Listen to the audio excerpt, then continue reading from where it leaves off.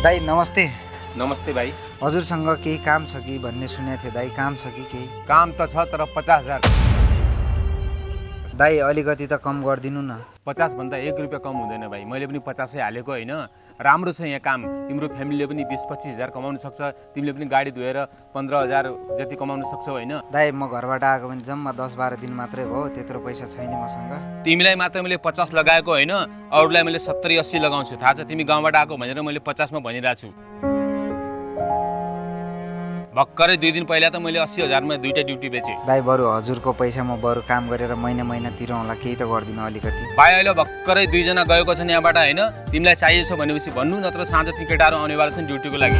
दुख्ने रहेछ मन ढुङ्गा भएपछि नबदलिने रहेछ जीवन। के भयो भाइ, काम मिल्यो? काम त मिल्यो तर 50,000 रुपियाँ भन्दैछन्। अब आफ्नो खल्तीमा 500 पनि छैन। हेर भाइ, 50,000 रुपियाँ ठुलो कुरो होइन। तिमी कतैबाट एरेन्ज गर, कतैबाट खोज, ब्याजमा पाउँछ आजकल है। कतैबाट पायो भने 50,000 त तिमीले 3 महिनामा पाइहाल्छौ नि तिर्नको लागि। 50,000 रुपियाँ ब्याजमा त लिने होइन दाई। अब तपाईँलाई थाहा छ म 10-12 दिन मात्रै भयो बेङ्गलोर आएको। चिने मान्छे पनि कोही छैन। कोबाट माग्ने 50,000 रुपियाँ कसले दिन्छ मलाई? केही छैन भाइ, तिमी टेन्सन नगर, तिम्रो साथमा म हमेसा छु। भाइ मलाई एउटा मनमा सुझाव आएको छ। के भन्नु न दाइ? सुझाव चाहिँ यस्तो, अस्ति नै भर्खर मैले बुहारीको कानमा सुनको गहना जस्तो लगाएको देखेको थिएँ। त सुनैको हो? सुनकै हो दाइ। अगर त सुनको हो भने हामी त्यसलाई धितो राखेर पनि 50,000 निकालेर तिमी ड्युटी जोइन त गर्न सक्छौ नि त। दाइ अब तपाईँले हेरिदिनु पऱ्यो नि त, कहाँ राख्छन् के गर्छन् मलाई त थाहा पनि छैन नि। एउटा पसल त छ है, मेरै चिनजानको हो। उहाँ गएर हामी कुरा गरी हेरौँ न त के भन्नुहुँदो रहेछ उहाँले। हुन्छ त दाइ, जसरी पनि होइन, निकाल्ने त हो पैसा। हजुर।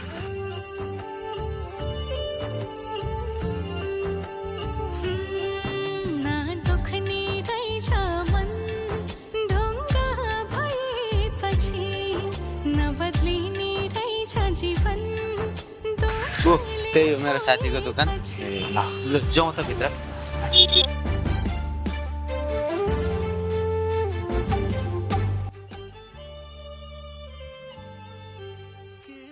विशेष हामी किन आएका थियौँ भने उहाँ भाइ चाहिँ हाम्रो नेपालबाट आउनुभएको र अहिले फिलहालमै एउटा एपार्टमेन्टमा काम पाउनु भएको थियो भाइले। तर त्यसको लागि भाइलाई डिपोजिट दिनुपर्ने हुन्छ। भन्नाले हाम्रो नेपालीमा हजुर मात दिनुपर्छ। हजुर नोकरी किन्न खोज्नु भएको र उहाँको अहिले त्यति अवस्था छैन, किनभने भर्खरै आउनु भएको हो। र हामी चाहिँ किन आएका थियौँ भने अलिकति हामीसँग केही गहनापाती छ र त्यसलाई हामी धितो राखेर हजुरसँग केही पैसा, कति के पैसा हुन्छ त्यो लिएर हामीले मात दिनको लागि आएका थियौँ। गहना बिल छ? हजुर ल्याएको छौँ। निकाल्नु त भाइ। यो भाइ बिल छ कि नै? छ, यसमै छ, सबै कुरा छ, सबै छ।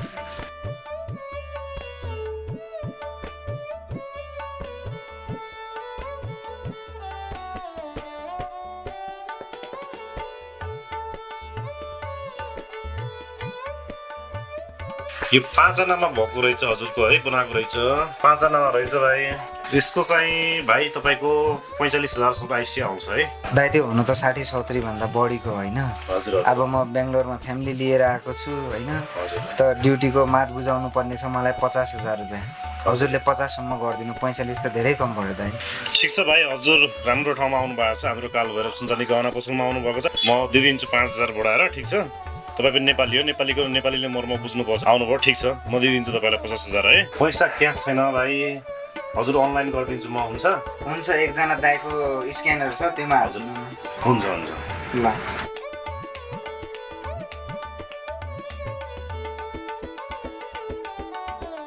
हुन्छ, म एकचोटि सोधिहाल्छु। सोध्नुहोस् हजुर। हेलो हेलो दाइ, हजुरलाई पैसा हालिदिया छ, आयो होला हेर्नु त। म चेक गर्छु है भाइ, चेक गर्छु। ए आएछ, 50,000 आएछ मेरोमा। ए ल हुन्छ त दाइ। ड्युटी आजदेखि तिम्रो भयो भाइ, तिमीले टेन्सन लिनु पर्दैन। भोलि बिहान आएर मजाले कुर्सीमा बसेपछि ड्युटी गर्दा हुन्छ, टेन्सनै भएन यसको लागि त। ए ल हुन्छ त दाइ, भोलिदेखि म आउँछु है काममा।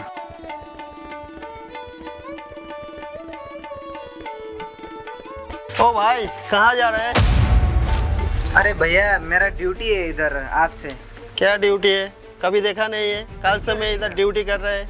अरे वो रमेश भैया तो मेरे को इधर रमेश भैया इधर कम नहीं करता है। अरे कल ही तो उससे बात हुआ है। नहीं सर, मैं कल से इधर ड्यूटी कर रहे हैं, आपको देखा नहीं है। आप कौन हो? मैं इधर का सिक्योरिटी हो, पूरा देखता हूँ। सर मेरे को रखा, कंपनी का ऑनर रखा मेरे को। यार भैया आप कैसा बात कर रहे हो? कल रमेश से बात हुआ था, आज से मेरा ड्यूटी है इधर। वो बोला था आज से आके ड्यूटी कर लो मेरे से। अब रुकिए, मैं ऑनर को फ़ोन करता हूँ, बाद में आप बात कर लेना। ठीक है भैया, आप ऑनर को बुला लो। सर गेट पर कोई आदमी आया, आपको बात करना थोड़ा ये सब।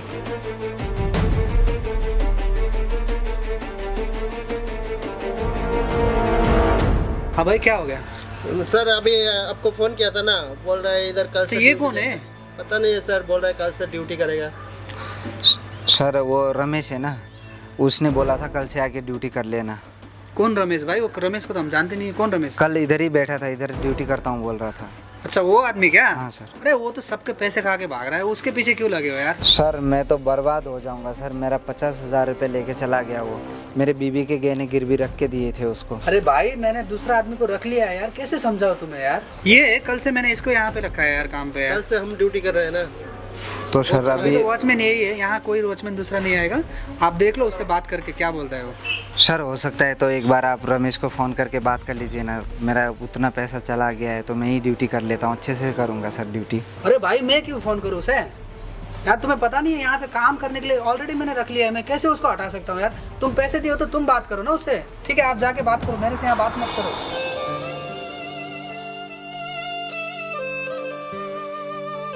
दाइ यहाँ के हो यार, मलाई ड्युटीमा राख्छु भनेर अरू कसैलाई बसेला छ यहाँको अनरले।